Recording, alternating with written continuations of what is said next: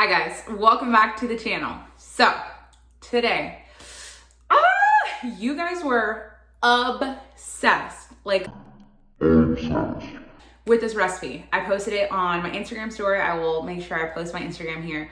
You guys are like, where's the video? Where's the video? Where's the recipe? And I'm like, you know what? I need to make a video on this.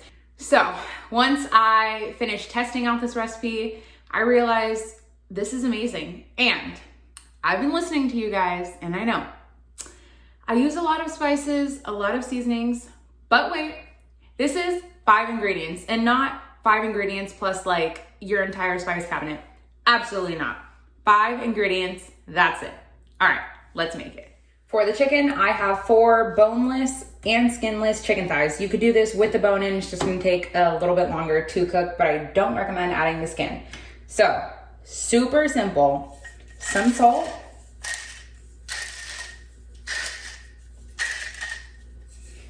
On one side, and some black pepper.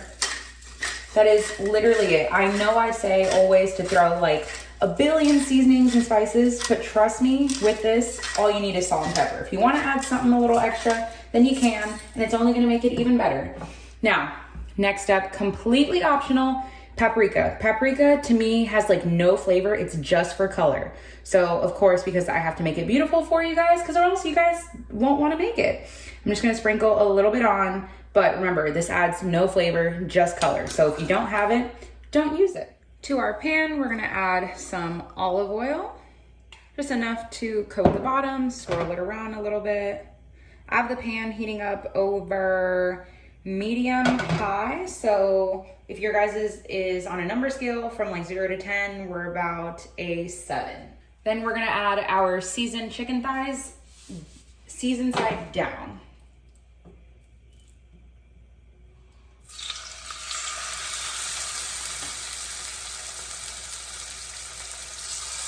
Now, if they all don't fit, don't worry.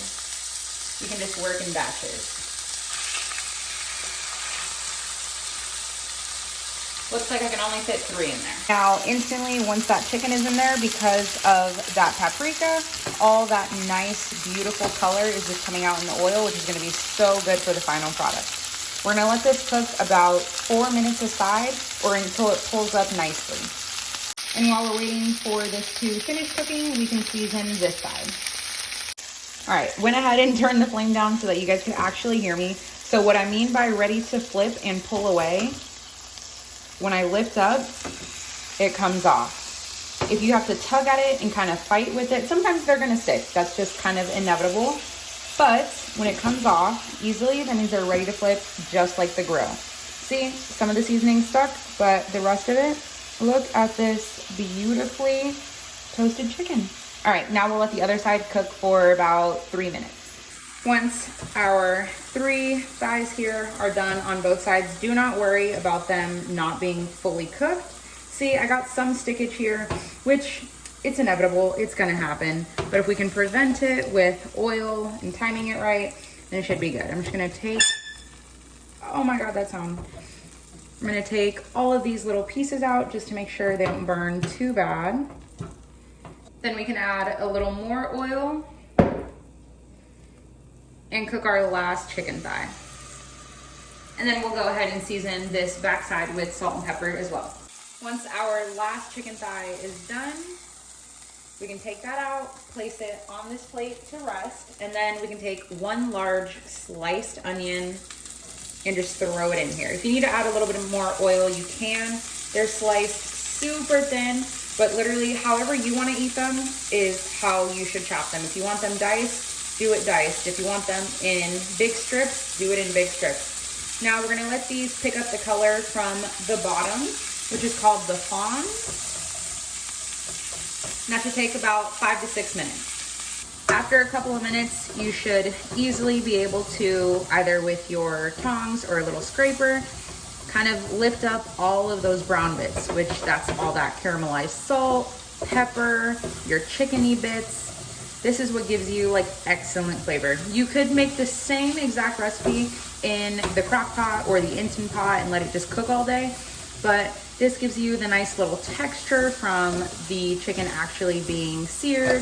And the onion's getting caramelized. Oh, it's so good. When you taste this, you will not know that there are only 5 ingredients.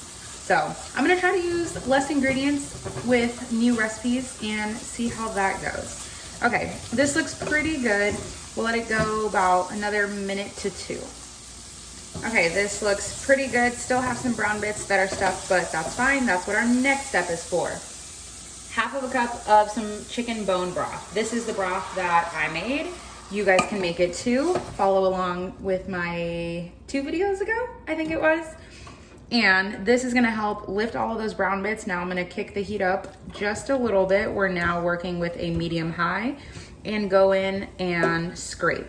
If you had water and bouillon, the powder cubes, use whatever you have to make some chicken broth. And you could just add some water and mix it with a little bit of salt and some seasonings. Okay, this is pretty good. Now for the salsa portion of this video, jar of salsa. We need half of a cup, which is about what I have left. I was trying to figure out what I could use up because I had half of this and I'm like, besides chips and salsa, what else can I use this for? Have half of a cup and I'm gonna pour all of this in. Now we can give this a mix. Now you do not have to use that Trader Joe's salsa. It just had a really good flavor and that was the only salsa that I had that was in a jar. But if you're gonna use any one other than that, I would try to use a salsa that's a little bit thicker. So if yours is a little bit thinner, just drain some of the juice. Now the next step is heavy cream. You could use any type of cream product that you have. If you have Greek yogurt, if you have sour cream, use what you have. Now we're gonna mix that in. Once you have all of this mixed, then you can bring in your chicken. So that is the reason why I said it's okay if your chicken is not fully cooked, because it's gonna finish cooking in the sauce. Now you don't wanna fully submerge it, just kind of leave it on top, give it a few little presses. Perfect, okay. Now all of these resting juices, we're just gonna mix that in because that's just added flavor. So now still over a medium heat, we're gonna add the lid roughly halfway, yeah, about halfway, and let that cook for 10 minutes. Now about halfway through, I like to grab a little scraper just to make sure nothing is stuck or burning.